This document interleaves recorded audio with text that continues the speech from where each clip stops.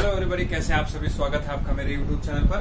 मैं विशाल भारद्वाज आपका स्वागत करता हूं सभी का। बेटा आगे बढ़ने से पहले मैं चाहता हूं, मैं फिर से वही लाइन दोहराना चाहता हूं। कोरोना के केसेस बढ़ते जा रहे हैं, बढ़ते जा रहे हैं और बढ़ते जा रहे हैं। अच्छी बात यह है कि रिकवरी रेट भी बढ़ती जा रही है, बढ़ती जा रही है, बढ़ती जा रही है। लेकिन फिर भी मैं बच्चे लोगों से यही प्रार्थना करना चाहता हूँ, यही मेरी रिक्वेस्ट है उनसे कि बेटा आप लोग अपने घर में रहें, सेफ रहें, सिक्योर रहें। ठीक है, चलिए कुछ बच्चों के क्वेरीज आई हुई थी काफी सारी। और क्वेरीज, पहली क्वेरीज तो ये थी कि एक रूल मैंने पढ़ाया था जिसमें लेट और पोजेशन जो केस था आपका, उसमें क्या है क्या नहीं, वो एक बार फिर से समझा देंगे। और दूसरा आया हुआ था कि चैप्टर्स हम लोग कब कंटिन्यू कर रहे हैं। और तीसरा था कि लेटर राइटिंग हम लोग कब कर रहे हैं। तो बेटा एक काम करते हैं, आज इसको खत्म कर लेते हैं, लेटर राइटिंग शुरू करते हैं। साथ साथ में मैं चैप्टर भी शुरू कर दूंगा। एक दिन में मैं 2 वीडियोस बना दूंगा, वो दोनों साथ में जल्दी हम लोग करते चले जाएंगे। ठीक है बेटा, लेटर राइटिंग का मैं आपको फॉर्मेट बताऊंगा। एक लेटर आपको एज इट इज लिख के दिखाऊंगा। यहाँ पर स्पेस थोड़ा है तो आप लोग थोड़ा सा एडजस्ट करना सीखिएगा, क्योंकि आपको फॉर्मेट आ गया तो आपको सब कुछ आ गया। और letter writing, article writing, speech writing, debate writing, अगर मैं आपको यहाँ लिखकर भी बता देता हूँ तो भी उसका कोई फायदा नहीं है, क्योंकि अगर आपको फॉर्मेट पता चल जाएगा तो आप अपने आप ही उसके बारे में लिख सकते हैं। बस एक चीज ध्यान रखिएगा, वो मैं आपको स्टार्ट करने से पहले बता दूंगा। ठीक है बेटा, तो प्रोनाउन की हम लोग बात करते हैं। देखिए मैंने आपके लिए पहले से ये चार्ट तैयार कर रखा है। उस चीज को समझने से पहले, जिस चीज को हम नहीं समझ पाए थे, जिस चीज में हम कंफ्यूज हो गए थे, उस चीज को समझने से पहले हम लोग इस पर फोकस कर लेते हैं। मैंने ये पहले टुकड़ों में बताया था आपको, अब मैं एक साथ एक चार्ट मैंने वो बना दिया है। ठीक है बेटा, देखिए मैंने आपको बताया था nominative case, possessive case, objective case. आपके पास कितने केस थे बेटा? 3 केस थे। नॉमिनेटिव केस आपको पता ही था, इसको हम लोग क्या बोल देते हैं? इसको हम लोग सब्जेक्ट बोल देते हैं ना, सब्जेक्ट। इसी को हम लोग सब्जेक्ट बोल देते हैं। नॉमिनेटिव केस आपका कौन सा केस होता है बेटा? सब्जेक्टिव केस भी यही होता है, सब्जेक्ट भी यही होता है। ठीक है, पॉजेसिव केस कौन सा होता है? जो पोजेशन कहलाता है, जो पोजेशन के लिए जिसका कोई चीज किसको क्या बिलोंग करती है ना बेटा। ऑब्जेक्टिव केस, जिसके बारे में कोई चर्चा चल रही है। ये सारे आपके हो गए केसेस में।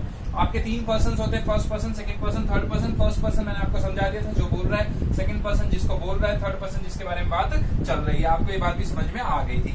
ये एस और पी जो है वो डिनोट करते हैं सिंगुलर और प्लूरल को बेटा। किसको डिनोट करते हैं लोग? सिंगुलर और प्लूरल को। ये भी यही, ये भी यही, ये भी यही, थर्ड पर्सन तक। ठीक है भैया, नॉमिनेटिव केस देख लीजिए। सब्जेक्टिव केस का आई जो है वो प्लूरल में क्या होगा? वी। सब्जेक्टिव केस का जो यू है, मैंने बताया था ये एक ऐसा वर्ड है जो पूरे चार्ट में आपको एक जैसा दिखेगा। कुछ अंतर नहीं है, सिर्फ यहाँ अंतर है योर्स का। और वो भी पॉजेसिव केस में हम कहते हैं ना, this car belongs to your, this is yours car, है ना। हम लोग कहते हैं दिस कार इज योर्स, है ना। ये कार तुम्हारी है, तो इसलिए हम लोगों ने यहाँ पर ऐसा लगाया। नहीं तो ये यू ऐसा जिद्दी है कि कभी भी अपने आप को रूप नहीं चेंज करने देता। ठीक है बेटा, ही, शी, इट, एनी नेम होगा। प्लूरल में क्या हो जाएगा भैया? दे हो जाएगा। ठीक है, माई, माइन, ये पॉजेसिव केस का है। दिस बॉक्स इज माइन, है ना। ये टिफिन लंच बॉक्स जो है वो मेरा है ना। This tiffin box belongs to me. हम लोग ऐसे कहते हैं my, this is my tiffin box, है ना। ये मेरा टिफिन बॉक्स है। दिस बिलोंग्स टू माइन, है ना। ये आवर, आर्स। ठीक है, आपका प्लूरल में क्या हो जाएगा? आर और आर्स, है ना। प्लूरल में जब आप कई सारे बात कर रहे हो, हम की बात करते हैं, जब हम वर्ड जो आता है, हम, वो आवर और आर्स को डिनोट करता है। एस में योर रहेगा। प्लूरल का योर क्या बन जाएगा? योर बन जाएगा। और वैसे पॉसेसिव केस में क्या बन जाएगा बेटा? योर्स बन जाएगा। मैंने आपको एग्जांपल दिया था, हिज, हर, हर्स, इट्स, ये बन जाता है। ठीक है, इट्स चीजों के लिए इस्तेमाल किया जाता है ना, इट्स, है ना।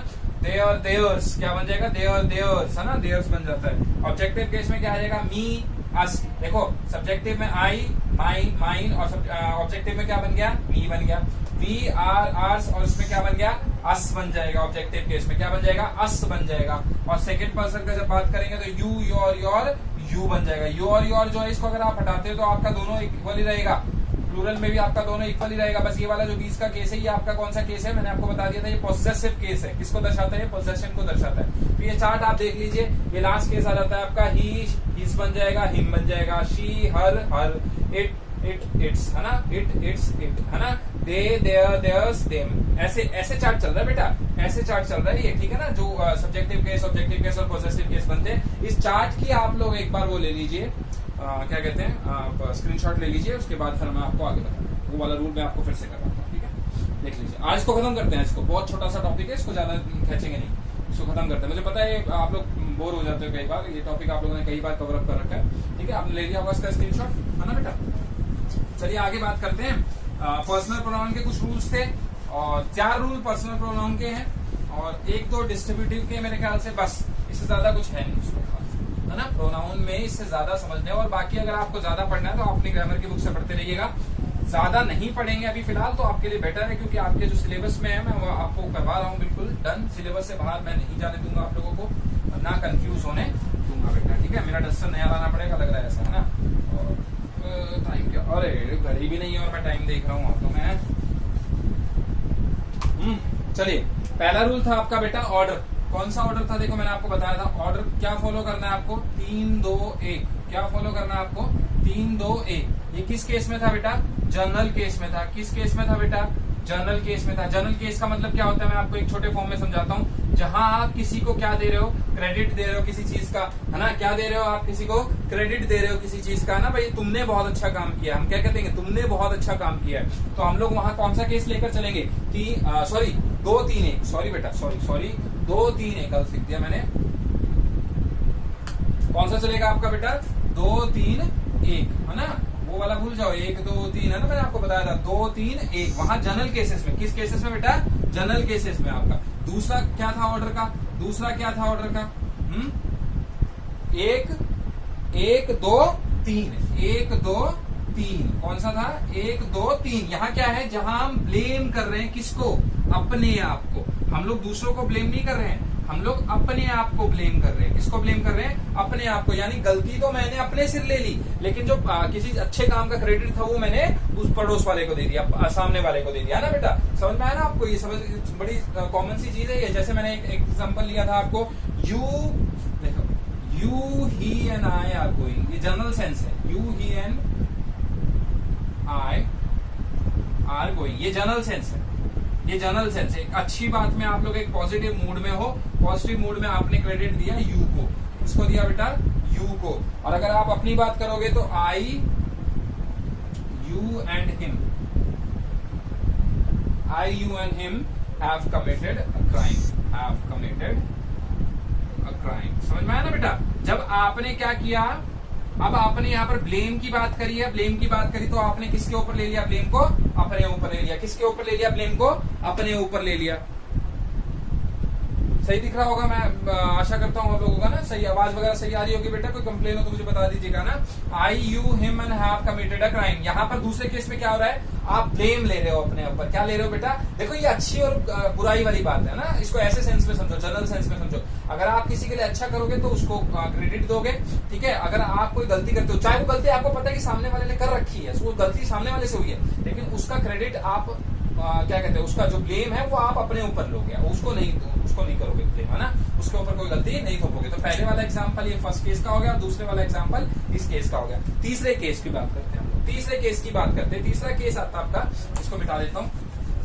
जो इंपॉर्टेंट केस है आपका, आज जल्दी जल्दी क्लास करेंगे बेटा, आज जल्दी जल्दी, मैं भी जल्दी में, आप भी जल्दी में, मैं हमेशा ही जल्दी में रहता हूँ। आप कहेंगे सर हमेशा ही जल्दी में रहते हैं ना, तो ये जल्दी जल्दी में गाड़ी को हमें खींचना है, जल्दी जल्दी में गाड़ी को हमें खींचना। पहले ही मैं प्रतिदिन लेक्चर्स नहीं ले पाता ना बेटा, तो बात कर लेते हैं। तीसरा रूल जो सबसे मेन रूल है, जो आपको समझ नहीं आया, लेट और प्रीपोजिशन। देखो ध्यान से, जिस भी सेंटेंस में लेट का यूज हुआ हो या किसी प्रीपोजिशन, अब प्रीपोजिशन कौन से जैसे ऑन, बिटवीन, बिसाइड, ऐसे वाले जब आपके प्रीपोजिशन यूज होते हैं तो आपका हमेशा कौन सा यूज होता है बेटा? ऑब्जेक्टिव केस का प्रोनाउन यूज होता है। कौन सा केस यूज होता है बेटा? ऑब्जेक्टिव। आशा करता हूं कि वो चार्ट आपने अच्छे से याद कर लिया होगा। मैं नहीं कहूंगा रख लिया होगा, मैं कहूंगा याद कर लिया होगा, है ना बेटा। इसको एक बार फिर से पॉइंट को मैं बता देता हूं। किसी भी वाक्य में, किसी भी सेंटेंस में लेट का या किसी प्रीपोजिशन का इस्तेमाल हो, जी प्रीपोजिशन कैसे, जैसे ऑन, बिटवीन, बिसाइड, है ना, ऐसे प्रीपोजिशन का इस्तेमाल किया गया हो तो वहां हमेशा किस केस का इस्तेमाल होगा? ऑब्जेक्टिव केस का इस्तेमाल होगा। किस केस का होगा बेटा? ऑब्जेक्टिव केस का इस्तेमाल होगा। तो देखिए बात करते हैं हम लोग, let you and me go, let you and me go. अब यहां पर देखो बेटा, ऑब्जेक्टिव केस की बात चल रही है ना, ऑब्जेक्टिव केस की बात चल रही है। अगर मैं यहाँ आई करता तो क्या मैं सही था? नहीं, मैं बिल्कुल गलत हो जाता। क्यों? क्योंकि मैंने रूल ये दे रखा है। अच्छा ये रूल मेरे द्वारा बनाए गए तो है नहीं, ये रूल मेरे द्वारा बनाए गए तो है नहीं, तो आप ये तो कह नहीं सकते कि सर गलत है ना भाई। लेट प्रीपोजिशन, लेट जहां पर भी इस्तेमाल हो जाएगा वहां कौन से इसका केस का इस्तेमाल होगा बेटा? ऑब्जेक्टिव केस का। और अब एग्जाम्पल लेते हैं हम लोग प्रीपोजिशन का, जैसे he depends on me, he depends on me. अब मैं देखो यहाँ पर किसका इस्तेमाल कर रहा हूँ, ऑब्जेक्टिव केस का इस्तेमाल कर रहा हूँ। ये दोनों किसके एग्जांपल है बेटा, ऑब्जेक्टिव केस के इस्तेमाल है। अब देखो एक कॉमन सी जनरल सी हम लोग बात करते हैं, इसको समझने की हम पूरी कोशिश करते हैं, इसको ऐसे नहीं जाने देंगे हम लोग। ही डिपेंड्स ऑन मी, अब मैं मान लो मी की जगह किसका इस्तेमाल करता, आई का इस्तेमाल करता, तो क्या मैं सही था, ही डिपेंड्स ऑन आई। ये तो सेंस में ही घटिया लग रहा है, ये तो सेंस ही निकाल के नहीं दे रहा कोई, है ना, नहीं दे रहा ना। तो ही डिपेंड्स ऑन मी परफेक्ट बन रहा है, तो मी किस चीज का बेटा, ऑब्जेक्टिव केस का। तो यहाँ देखो किस लिए मी आया, यहाँ पर ऑन का इस्तेमाल किया है, और ऑन क्या है बेटा, प्रीपोजिशन है। ऑन क्या है आपका, प्रीपोजिशन है। एक और ले लेते हैं, कंफ्यूजन हमारी दूर हो जाएगी। हमारी कंफ्यूजन दूर करने के लिए हम लोग एक एग्जांपल ले लेते हैं। There is a conflict, there is a conflict between you and me, between you and me. तुम्हारे मेरे बीच में कोई विवाद चल रहा है, तो तुम्हारे मेरे बीच में क्या है ना, तुम्हारे मेरे बीच में विवाद है। तुम्हारे मेरे बीच में क्या है बेटा, विवाद है। कौन सा विवाद है, it doesn't matter, it doesn't matter, ठीक है। There is a conflict between you and me, हमारे और तुम्हारे बीच में क्या चल रहा है, विवाद चल रहा है। तो मैंने किस केस का इस्तेमाल किया यहाँ पर दोस्तों, किस केस का इस्तेमाल कर दिया मैंने, ऑब्जेक्टिव केस का, समझे ना बेटा। तो जहां लेट और प्रीपोजिशन का इस्तेमाल होगा वहां पर एज ए प्रीपोजिशन होंगे, तो आपका किसका इस्तेमाल होगा, ऑब्जेक्टिव केस के प्रोनाउन का इस्तेमाल होगा। वहां सब्जेक्टिव केस याद नहीं करना आपको। अच्छा एक बात बताइए कि अब आपको कैसे समझ में आएगा कि यहाँ पर मी का इस्तेमाल होगा, कि आपको चार्ट याद करना पड़ेगा। तो मैंने आपको बता दी ना, वो चार्ट ही सब कुछ है, वो चार्ट क्या है, सब कुछ है। तो उस चार्ट को आप, चार्ट पकौड़े नहीं खाते आप लोग, है ना, बाहर जाके कृष्णा कॉलोनी में, आजकल तो बंद हो रखा है, आजकल जाने होता नहीं होगा ना, मम्मी पापा बना के दे रहे हैं, वो पसंद नहीं आ रहा होगा आप लोगों का ना, तो भैया वही खाना पड़ेगा आपको काफी दिनों तक। स्कूल खुलने वाले हैं नहीं, स्कूलों की डिमांड, स्कूल खुलते हुए दिख नहीं रहे हैं, तो जिस तरह के लोग डिमांड कर रहे हैं उस हिसाब से तो खुलने भी नहीं चाहिए, ठीक है भैया। तो नहीं खुलने चाहिए, ऐसा बुरा मानने वाली बात नहीं बेटा, ठीक है। चौथा हम एक रूल और देख लेते हैं, ठीक है। जैसे एक एग्जांपल ले लेता हूं मैं, एक एग्जांपल ले लेता हूं, जैसे between you and I, between you and I, he probably won't come at all, ठीक है। देखो सेंटेंस को ध्यान से देखो, मैंने ये रूल अभी करवाया है आपको। क्या आ रहा है बेटा, बिटवीन आ रहा है, क्या आ रहा है, बिटवीन आ रहा है। तो पहला ही वाक्य देखो, पहला ही इसका ये ए है, ये ए है, ये आपका बी है, ये आपका सी है, ये आपका डी है। कुछ याद आ रहा है आपको, यस बिल्कुल, एरर छांटने वाला क्वेश्चन, बिल्कुल सही समझ रहे हैं आप लोग, बिटवीन यू एंड आई। तो अब यहाँ पर आई, यू तो सही है, यू तो सही है, यू बिल्कुल सही आ रहा है, लेकिन यहाँ पर किस केस का इस्तेमाल कर दिया मैंने, सब्जेक्टिव केस का इस्तेमाल कर दिया, जो कि बिल्कुल सरासर सिरे से रॉन्ग है। तो यहाँ पर क्या आ जाएगा बेटा, बिटवीन यू एंड मी आ जाएगा, ऑब्जेक्टिव केस आ जाएगा, चॉइस आ गई। मैंने कहा था ना आपको, जहां चॉइस आ जाए, है ना, तो इसको चॉइस के वे से मत समझो आप इसको, आप, मेरे को पता था आप कंफ्यूज होंगे थोड़ा सा, तो मैंने इसको और इजी कर दिया डिमांड पे। ऑब्जेक्टिव केस आ जाएगा बेटा, क्या आ जाएगा, ऑब्जेक्टिव केस आ जाएगा, जहां पर आपकी प्रीपोजिशंस आ जाएंगे, है ना। आ गया होगा समझ में, जहां लेट आ जाएगा वहां भी आपका ऑब्जेक्टिव केस आ जाएगा, और जहां पर आपका प्रीपोजिशन आ जाएगा वहां भी आपका कौन सा हो जाएगा, ऑब्जेक्टिव केस हो जाएगा। इसको डालो अब जल्दी से, एक स्क्रीनशॉट ले लो, यहाँ लेट लिख लेना, ठीक है भैया। चलिए चलिए चलिए, समय नहीं है इतना, टेस्ट किसी के 14 तारीख से 15 तारीख से शुरू हैं, उनका हमें लेटर राइटिंग करवाना है। तो मैं आपको अभी लेटर राइटिंग की मैं एक गैप देके और आपको बना देता हूँ एक पीडीएफ उसकी अच्छी सी, और लेटर राइटिंग के फॉर्मेट को समझ के जाना आप लोग, ठीक है। और कुछ लेटर्स मैं आपको बता दूंगा, वो आप लोग कर लेना, ठीक है। आपका अगला रूल आता है बेटा, जहां आपका दैन शब्द आ जाता है। कौन सा आ जाता है, दैन शब्द आ जाता है। दैन किसके लिए यूज होता है, दैन किसके लिए यूज होता है, कंपैरिजन के लिए यूज होता है। किसके लिए यूज होता है बेटा, कंपैरिजन के लिए। तो आपको ही पता है ना, he is better than me वो मेरे से बहुत अच्छा, हालांकि ऐसा है नहीं, लेकिन फिर भी he is better than me, ठीक है, वो मेरे से अच्छा है। तो यहाँ पर ना एक चीज का याद रखना कि कंपैरिजन हमेशा सेम केस वाले के साथ होता है। कंपैरिजन कैसा होता है बेटा, बेटा मैंने बहुत इजी वे में आप लोगों के लिए ये फॉर्मेट बनाया है, इसको याद करने के लिए आपको सिर पे हाथ रखने की आवश्यकता नहीं है, मैं इस बात की गारंटी देता हूँ। देन का इस्तेमाल होता है कंपैरिजन के लिए, और ये हमेशा सेम केस में इस्तेमाल होता है। किस केस में इस्तेमाल होता है बेटा, सेम केस में। यानी कि देखो, मैं हूं, मैं अपनी कंपैरिजन किसी कुत्ते बिल्ली से नहीं करूंगा, आप हो, आप अपनी कंपैरिजन किसी हाथी से नहीं करोगे, आप किसी क्रोकोडाइल से नहीं करोगे, है ना। वो अलग बात है कि भैया गधा, आदमी गधा होता है और क्या बताएं, है ना।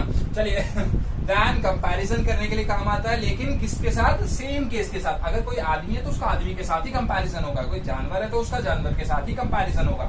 यानी मैं कहूं, अगर मैं इसको और बताना चाहूं तो सब्जेक्ट का किसके साथ होगा बेटा, सब्जेक्ट के साथ ही कंपैरिजन होगा। ऑब्जेक्ट का किसके साथ होगा बेटा, ऑब्जेक्ट के साथ ही कंपैरिजन होगा। इस बात को आपको याद रखना है, सब्जेक्ट का सब्जेक्ट के साथ कंपैरिजन होगा, ऑब्जेक्ट का ऑब्जेक्ट के साथ कंपैरिजन होगा। इसको मैं ऐसे भी कह सकता हूं कि ऑब्जेक्टिव केस का ऑब्जेक्टिव केस के साथ कंपैरिजन होगा। सब्जेक्टिव, जितनी मैं एनर्जी लगा रहा हूं उतनी एनर्जी से अगर आप पढ़ लेंगे तो भाई आपके नंबर किसी में भी दम नहीं है कि काट के दिखा दे। सब्जेक्टिव केस का सब्जेक्टिव केस के साथ बेटा, ऑब्जेक्टिव केस का ऑब्जेक्टिव केस के साथ कंपैरिजन होगा। एग्जांपल ले लेते हैं, घबराने वाली कोई बात नहीं है इसमें, घबराने वाली कोई बात नहीं है। मैंने आपको बताया ना, मैं सारी चीज करवाने वाला हूँ आप लोगों को, सारी चीज जो आप लोगों को आज तक नहीं करवाई गई, जो सिलेबस है वो नहीं करवाई गई। नहीं तो करवाया तो आपको बहुत कुछ गया है, लेकिन जो सिलेबस में होता है वो कोई नहीं करवाता। वो जो आता है जिनको जितना वही करवा के चले जाते हैं बस, ठीक है। इसका एग्जाम्पल ले लेते हैं हम लोग। इसको बार बार मैं इसलिए मिटा रहा हूँ क्योंकि ब्लैक बोर्ड छोटा है, आप वो ले लिया करो, स्नैपशॉट क्या बोलते हैं उसको ना, स्क्रीनशॉट, ठीक है बेटा। जैसे you are better than I, एक एग्जाम्पल लेते हैं, you are better than dash, ठीक है। एक और एग्जाम्पल लेते हैं, he respects you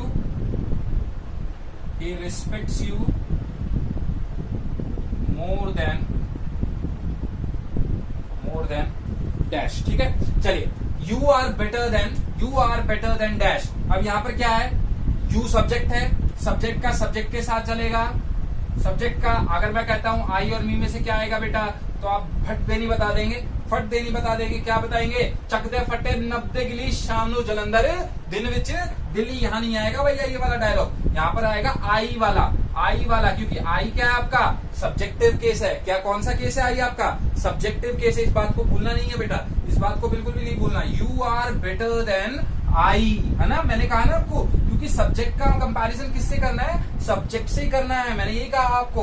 और ऑब्जेक्ट का, अब देखो यहाँ पर सब्जेक्ट कौन सा है, ही है, लेकिन यहाँ ऑब्जेक्टिव केस का कंपैरिजन चल रहा है किसके साथ, ऑब्जेक्टिव के साथ। तो आई और मी में से क्या आ जाएगा, आई और मी में से क्या आ जाएगा भैया, मी आ जाएगा। कौन सा आ जाएगा, मी आ जाएगा। मैं गारंटी दे रहा हूँ आपको समझ में आ रहा होगा, मुझे बड़ा मजा आ रहा है पढ़ाते हुए। यू आर, जब हम लोग का मतलब लेक्चर को है ना, जब रियलाइज करने लग जाते हैं और बच्चों की क्वेरीज आनी शुरू हो जाती है, तो उसको पढ़ाने में उतना ही मजा आता है। जब कोई इंटरेस्ट नहीं दिखाता तो फिर टीचर भी थोड़ा सा लूज ही चलने लग जाता है ना बेटा, हमारी तो ड्यूटी है।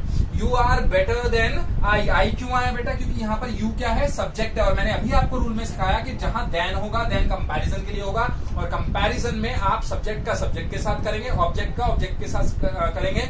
लेकिन आप याद रखिएगा, कुत्ते का आदमी के साथ नहीं हो सकता और आदमी का कुत्ते के साथ नहीं हो सकता। तो यहाँ पर आई हो गया, ही रिस्पेक्ट्स यू, यहाँ पर ऑब्जेक्टिव केस यू है, यहाँ पर ऑब्जेक्टिव केस यू है। इसका मी के साथ कर दिया, मी भी क्या है बेटा, एक ऑब्जेक्टिव केस है। आई क्या है बेटा, एक सब्जेक्टिव केस है। और यू क्या है बेटा, एक सब्जेक्टिव केस है। आ गया होगा समझ में, कोई इसमें गड़बड़ नहीं है, आ गया होगा ना। चलिए दूसरे पे आते हैं हम लोग, बड़ा आसान सा एक और टॉपिक करते हैं, डिस्ट्रीब्यूटिव प्रोनाउन। इसके रूल और कर लेते हैं, छोटे मोटे रूल है, बस इसको खत्म करते हैं हम लोग इस चैप्टर को। डिस्ट्रीब्यूटिव प्रोनाउन यही आते हैं आपके एग्जाम में। अगर आप लोग अभी पिछले पेपर उठाएंगे तो आपको पता चलेगा। डिस्ट्रीब्यूटिव प्रोनाउन में देखो, ईच आता है, एक वर्ड ईच आता है, और एक आता है आपका नीच नहीं बेटा, ईच। एक आता है आपका एदर, या आपका आता है नेदर। अरे दोनों ही फॉलो होते हैं और नॉर से। किससे फॉलो होते हैं बेटा, और नॉर से। अब देखिए आप लोग, ईच का इस्तेमाल किसके लिए होता है, ईच का इस्तेमाल किससे होगा। देखो बेटा, मैंने कहा कि आपकी क्लास में एक प्रिंसिपल सर आए थे।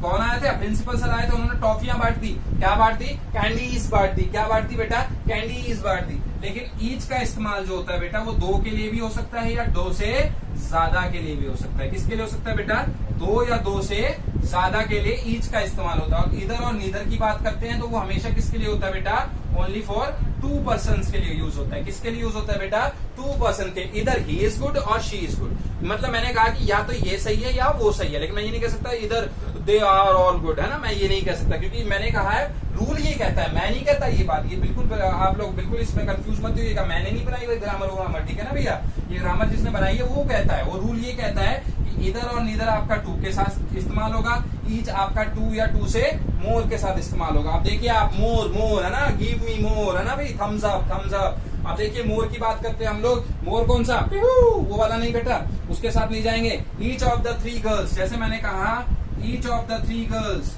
Each of the three girls. अगर मान लो यहाँ पर एग्जाम में आएगा तो कैसे आएगा, इधर ऑफ द थ्री गर्ल्स, इधर ऑफ द थ्री गर्ल्स, इधर ऑफ द थ्री गर्ल्स। तो ये इधर को आप लोग काट देंगे और वहां किसका इस्तेमाल कर देंगे, ईच का इस्तेमाल कर देंगे। भाई बड़ा मजा आ रहा है पढ़ाते हुए, तो आप लोग भी एंजॉय करें मेरे साथ। Each of the three girls है ना, मैंने क्या कहा, ईच ऑफ द। अब मैंने कहा each of the two boys, ये भी बिल्कुल सही है, each of the two boys. अगर एग्जाम की बात आएगी ना, तो आपको एग्जाम में यहाँ पर मैंने जैसे पहला केस दिया, वो वाला केस दिया गया होगा, कंफ्यूज करने के लिए केस आपको नहीं दिया गया होगा। अगर यहाँ पर दिया गया होगा each of the two boys, तो आप वहां पर ईच को हटाने की कोशिश मत करना। क्यों, मैंने ये कहा है कि ये टू के लिए या टू से ज्यादा के लिए इस्तेमाल होता है, और इधर या नीदर किसके लिए इस्तेमाल होता है, सिर्फ टू के लिए इस्तेमाल होता है। इस बात को याद रखिएगा। अब इधर और नीदर के एग्जाम्पल देखो, इधर ऑफ द टू गर्ल्स, इधर ऑफ द टू गर्ल्स, इधर ऑफ द टू गर्ल्स है ना। इन दोनों में से कोई गर्ल तो वहां गई थी, इन दोनों लड़कियों में से किसी ने तो पत्थर भगा के मारा है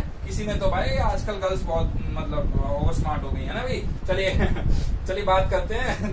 इधर ऑफ द टू गर्ल्स है ना बेटा, मैंने कहा इधर ऑफ द टू गर्ल्स, यानी मैंने किसके बारे में बात करी बेटा, यहाँ पर दो लड़कियों के बारे में बात करी। किसके बारे में बात करी बेटा, दो लड़कियों के बारे में बात करी। आपसे समझ में आया ना आप लोगों को, ये आ रहा होगा समझ में, आवाज आ रही होगी आपको, क्लैरिटी दिख रही होगी, बहुत मजा आ रहा है आज तो है ना। चलिए बात करते हैं ईच की। ईच किसके लिए था बेटा, दो या दो से ज्यादा के लिए। इधर किसके लिए था बेटा, सिर्फ दो के लिए। आ गया होगा समझ में, आ गया होगा। सिर्फ यही दो रूल थे डिस्क्रिप्टिव प्रोनाउन के, बड़ा आसान है। ले लो एक स्क्रीनशॉट, ले लो एक स्क्रीनशॉट। चलिए आगे की बात करते हैं, आगे की बात करते हैं। अगर इसी बात पे अगर आपको पसंद आ गया होगा तो भाई मेरे चैनल को लाइक शेयर सब्सक्राइब तीनों चीज जरूर करिएगा, अपने दोस्तों से भी करवाइएगा। खूब जमेगा रंग जब मिल बैठेंगे तीन यार, मैं आप और मेरा ये कैमरा जो खराब चल रहा है आजकल कई दिनों से है ना। चलिए बात करते हैं हम लोग तीसरे उसकी, और वो क्या है बेटा, रिलेटिव प्रोनाउन की। किसकी भैया, रिलेटिव किसकी दोस्तों, रिलेटिव प्रोनाउन की बात करते हैं हम लोग। चलिए रिलेटिव प्रोनाउन की बात करते हैं तो यहाँ पर देखिए कुछ शब्द आते हैं, शब्दों का इस्तेमाल बड़ा जरूरी है ना। मैंने कहा ना, आपके मुंह से निकला हुआ शब्द, हर शब्द आपके लिए घातक भी साबित हो सकता है और हर शब्द आपके लिए आपको बेनिफिट भी दे सकता है, ना बेटा। चलिए समझते हैं इस चीज को। हु की बात करते हैं हम लोग। दूसरी हम लोग बात करेंगे बेटा विच की, विच की। और एक शब्द होता है दैट की, दैट की है ना बेटा। बड़ा कंफ्यूजन रहता है इसको लेकर बच्चों में, इसको लेकर बहुत कंफ्यूजन रहता है। तो हु जो होता है ना बेटा, हु वो ह्यूमन के लिए इस्तेमाल होता है। किसके लिए, जैसे मैं हूं, जैसे आप हो, उनके लिए इस्तेमाल होता है ना, समझ में। वो कंपैरिजन नहीं, मतलब हम लोग ये नहीं करेंगे कंपैरिजन, लेकिन हु का इस्तेमाल किसके लिए होता है बेटा, ह्यूमन के लिए इस्तेमाल होता है, इंसानों के लिए इस्तेमाल होता है। और विच का इस्तेमाल किस लिए होता है बेटा, विच का चीजों के लिए, ऑब्जेक्ट्स के लिए इस्तेमाल होता है। किसके लिए बेटा, ऑब्जेक्ट्स के लिए। और जब दोनों की बात आ जाती है, ह्यूमन और ऑब्जेक्ट, होता है बेटा दैट इस्तेमाल होता है। अगर किसी सेंटेंस में आपको दैट दिख जाता है और वहां पर कोई ऑब्जेक्ट या ह्यूमन दे रखा है, तो आप उसको मिटाने की कोशिश ना कीजिएगा। मेरे राय मानेंगे तो बिल्कुल ठीक रहेंगे, नहीं तो नंबर कटवा बैठेंगे बेटा। वहां पर दैट का इस्तेमाल जो होता है ह्यूमन और ऑब्जेक्ट दोनों के लिए होता है। हु का इस्तेमाल होता है ह्यूमन के लिए होता है। विच का इस्तेमाल होता है बेटा ऑब्जेक्ट के लिए होता है ना। आ गया ना समझ में, आ गया ना समझ में। और देखिए हु तो आ गया आपको, एक और समझ लेते हैं हम लोग यहाँ पर whom, whom, whom भी किसके लिए होता है बेटा, ऑब्जेक्टिव केस के लिए इस्तेमाल होता है, ऑब्जेक्ट्स के लिए होता है, ऑब्जेक्टिव केस में इस्तेमाल होता है इसका। By whom this book has been written, ये बुक किसके द्वारा लिखी गई, हम ऐसे ही कहते हैं ना whom। तो ये ऑब्जेक्टिव केस की बात चल रही है बेटा, ऑब्जेक्टिव केस की बात चल रही है। चलिए देखते हैं, बात करते हैं एक एग्जाम्पल की। The boy who helped me, the boy who helped me, the boy who helped me is my student. ये सही है ना सेंटेंस, आप लोग मेरे क्या हैं, स्टूडेंट है ना। ठीक है, ये एक एग्जांपल हो गया। एक और ले लेते हैं, एक और ले लेते हैं। The pen which is on the table belongs to me, belongs to him. ठीक है, दैट का इस्तेमाल कर लो, दैट का तो किसी के लिए भी कर लो है ना। ये इसी केस में आप लोग, इस केस को ही आप लोग यहाँ ले लो या इस केस को यहाँ पर ले लो, दोनों ही केस बिल्कुल सही है। अगर यहाँ पर दैट नजर आ जाता है, मैंने यहाँ ही डाल दिया बेटा, लिखने की कोई आवश्यकता नहीं है आप लोगों को, और यहाँ पर ही आपका दैट आ जाता है है ना? आ गया होगा समझ में? ठीक है, दैट का केस आ गया आपको, whom का समझ में आ गया, bye whom this book has been written। तो आप देखो who का किस केस में आया बेटा, ह्यूमन के साथ आया, which का किस केस में, ऑब्जेक्टिव केस में, दैट का किस में, ह्यूमन और ऑब्जेक्टिव दोनों में। तो गलती कहां आ जाती है, the pen who is on the table belongs to me. अब मैंने क्या कहा, the pen who is on the table, मैंने क्या कहा, द पेन हु इज, बिल्कुल ध्यान से सुनिएगा, मैंने बिल्कुल गलत कहा इस सेंटेंस को, हु विच लगाना चाहिए था, मैंने किसका इस्तेमाल किया, हु का इस्तेमाल किया, तो वहां हु आ जाएगा। तो ऐसे गलती होती है बेटा, ऐसे गलती होती है। आ गया ना समझ में, आ गया ना? एक और कर लो इसमें, एक और कर लो। एक होता है आपका सुपरलेटिव डिग्री, सुपरलेटिव। अब उसमें कुछ वर्ड्स होते हैं जैसे एवरीबॉडी, जैसे एवरीथिंग, है ना बेटा, जैसे नन, जैसे ऑल, ये होते हैं सुपरलेटिव। इनको सुपरलेटिव बोला जाता है इस केस में, ठीक है बेटा?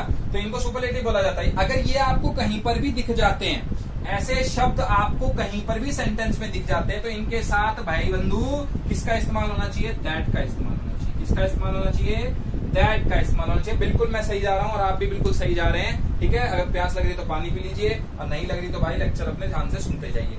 सुपरलेटिव कौन कौन से शब्द, एवरीबॉडी, एवरीथिंग, नन, ऑल, ऐसे शब्द आपको जहां भी सेंटेंस में देखने को मिल जाएं, तो भाई और बंधु क्या करेंगे आप लोग, यहाँ पर दैट का इस्तेमाल करेंगे। किसका इस्तेमाल कर देंगे, दैट का इस्तेमाल कर देंगे। आ गया समझ में आप लोगों को, आ गया समझ में? तो यहीं पर आपका ये टॉपिक क्लियर खत्म हो जाता है। आ गया ना समझ में, आ गया बिल्कुल समझ में। कुछ एग्जाम्पल के साथ समझने की कोशिश करते हैं, ऐसे नहीं समझ में आएगा। कुछ एग्जाम्पल ले लेते हैं हम लोग। अब मैं जल्दी जल्दी कुछ एग्जाम्पल्स लिख देता हूं, ठीक है? You and my self, you and myself will enjoy the party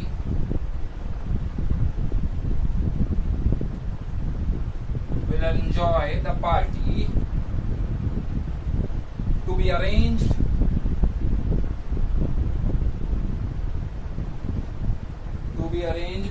in the honor of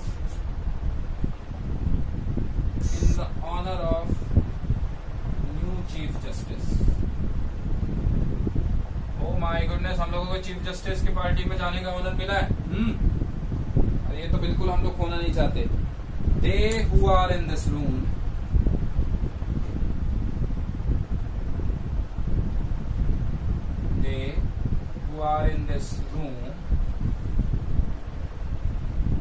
should not move from the place,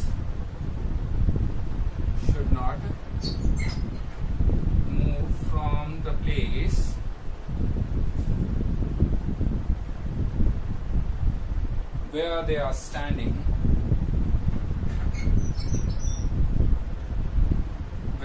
are standing, sit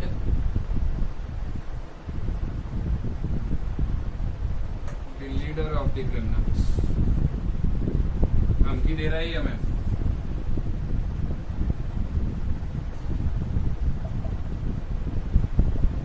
एक और हम लोग बात कर लेते हैं, you and I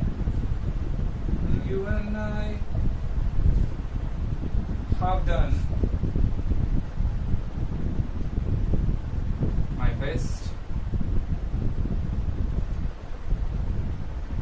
in the examination।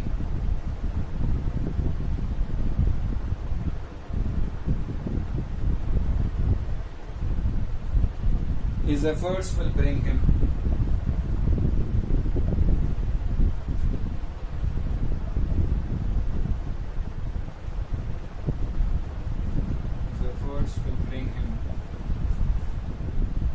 more success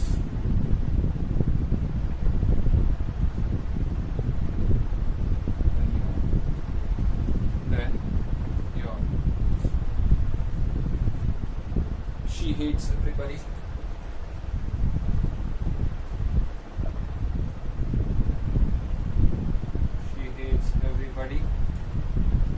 and everything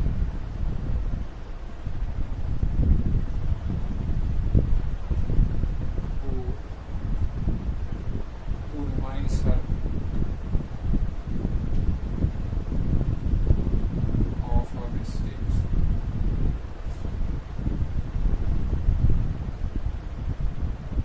बहुत है, इसी में क्लियर हो जाएगा ऑलमोस्ट ऑल आपको। ठीक है, देखिए क्या कहता है। पहला सेंटेंस को हम लोग पढ़ते हैं, एक बार स्क्रीनशॉट ले लो आप लोग, इसको आप लोग सॉल्व करिए। तो 1 मिनट का टाइम देता हूँ आपको, हो गया आपका 1 मिनट, ठीक है ना। आप उसको पॉज कर दिया करो ना 1 मिनट, अगर मैं देने लग गया तो पता नहीं वीडियो कितनी लंबी चली जाएगी। You and myself will enjoy the party to be arrange in the honour of new chief justice. अब यहाँ पर देखो कौन सा आपको ऐसा लग रहा है कि गड़बड़ है, बिल्कुल सही, बिल्कुल आपने चूज कर लिया होगा।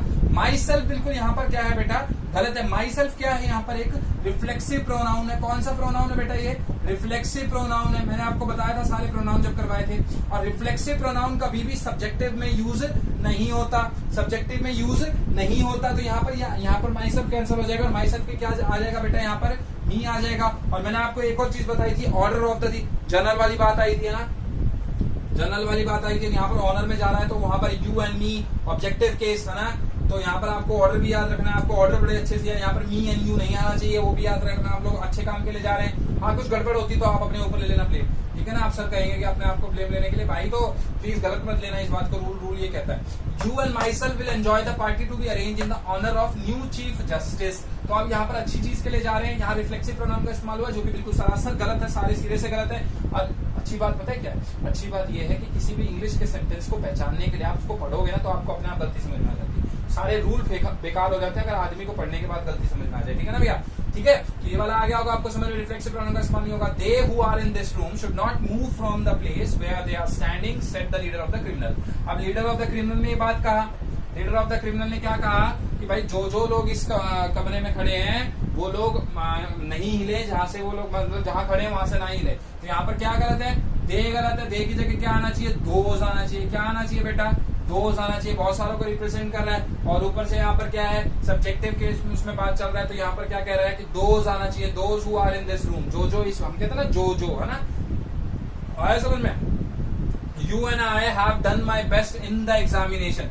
You and I have done my best in the examination. तुमने और मैंने इस मतलब क्या कहते हैं अपने एग्जामिनेशन में बहुत अच्छा काम किया है। बिल्कुल ऑर्डर तो बिल्कुल सही है। तो गलती कहाँ पर हो रही है, गलती हो रही है यहाँ पर माई में, क्योंकि सिर्फ एक की बात छोड़ना चल रही है। यहाँ पर एक की बात थोड़ी ना चल रही है। यहाँ पर यू और आई है और जब यू और आई मिलते हैं तो क्या बनते हैं, हम। क्या बनते हैं, हम। तो यहाँ पर क्या आ जाएगा, आर। क्या आ जाएगा, आर, है ना। आया ना समझ में। You and I have done our best in the examination. आया बेटा समझ में, बिल्कुल समझ में आया होगा, कोई घबराने वाली बात नहीं है। His efforts will bring him more success than your. अब देखो यहाँ पर ये इनकम्प्लीट सा सेंटेंस है। कैसे, his efforts will bring him more success than your. अगर मान लो मुझे ये योर रखना है यहाँ पर, तो योर के बाद कोई नाउन फॉलो अप होना चाहिए कि नहीं होना चाहिए। क्यों होना चाहिए, क्योंकि यहाँ पर कह रहा है कि उससे कुछ, किसी से कुछ, है ना, ऐसे। तो यहाँ पर योर में गलती है तो पता चल गया क्या आना चाहिए यहाँ पर, पोजेसिव केस का योर्स आना चाहिए। क्या आना चाहिए बेटा, तुम्हारे से ज्यादा, है ना। जो तुम्हारे नंबर आए हैं, यानी जो तुमने पोजेशन किया है, तुम्हारे जो नंबर है वो जितने तुम्हें आए हैं उससे ज्यादा उसके नंबर आए हैं। तो यहाँ पर पोजेसिव केस आ जाएगा। बाई चांस अगर इसके बाद नाउन होता ना तो ये सेंटेंस बिल्कुल कंप्लीट होता। तो यहाँ पर योर ही रखना पड़ता हमें, ठीक है। लेकिन अभी मैंने इसके बाद कुछ नहीं दिया, ये इनकम्प्लीट हो गया। यहाँ पर योर जो हो गया वो रॉन्ग हो गया। अब रॉन्ग हो गया तो इसको कंप्लीट करने के लिए हमने देखा कि यहाँ पर एफर्ट्स की बात चल रही है और किसकी बात चल रही है, सक्सेस की बात चल रही है। तो तुम्हारी सक्सेस से ज्यादा भैया उसकी सक्सेस रन लाएगी, तो तुम्हारे से ज्यादा। हम लोग क्या करें, पोजेसिव की बात करें, पोजेशन की बात करें कि तुमसे ज्यादा ऐसा होगा। कंपैरिजन की बात करें तो योर्स आ जाएगा यहाँ पर, है ना। She hates everybody and everything who reminds her। बिल्कुल यार, बिल्कुल। इस सेंटेंस को तो मैं नहीं बताऊं तो भी आप लोग समझ में आ जाएगा आप लोगों को। मैंने अभी बताया था आपको, जहां सुपरलेटिव की बात आती है, एवरीबडी एवरीथिंग ऐसा वाला वर्ड मैंने आपको बताया था। तो एवरीबडी एवरीथिंग भगवान की दया से दोनों आ गए हैं साथ में, दोनों आ गए यार, दोनों आ गए। तो भाई क्या आएगा, दोनों की अगर मान लो एक भी होता तो भी क्या आता, हु की जगह क्या आएगा, दैट आ जाएगा। कौन सा आ जाएगा बेटा, दैट आ जाएगा शब्द। कौन सा आ जाएगा, दैट आ जाएगा। आया ना, पांचों एग्जांपल से समझ में आया ना। अगर आया तो भाई ठोको लाइक, ठीक है। तो आज के लिए इतना ही, बहुत बात करते हैं। इसके बाद हम लोग लेटर राइटिंग की बात करेंगे और फिर हम लोग लेटर राइटिंग के फॉर्मेट की और एक लेटर की मतलब देख लेंगे कौन कौन से लेटर होते हैं, कैसे कैसे उनका फॉर्मेट होता है। उसके बाद फिर हम लोग एक चैप्टर को कवर अप करते हैं, 11th के चैप्टर को हम लोग कवर अप करेंगे बेटा, ठीक है। तो 11th अभी जरूरी है तो उसके लिए हम लोग कवर अप करते हैं। फिर 10th के चैप्टर्स को भी हम लोग धीरे धीरे लाइन में लेना शुरू करेंगे, ठीक है बेटा। धन्यवाद मेरे चैनल को देखने के लिए। लाइक शेयर सब्सक्राइब तीनों से जरूर करें। शबा खैर, वीडियो को देखते रहें, लाइक करते रहें।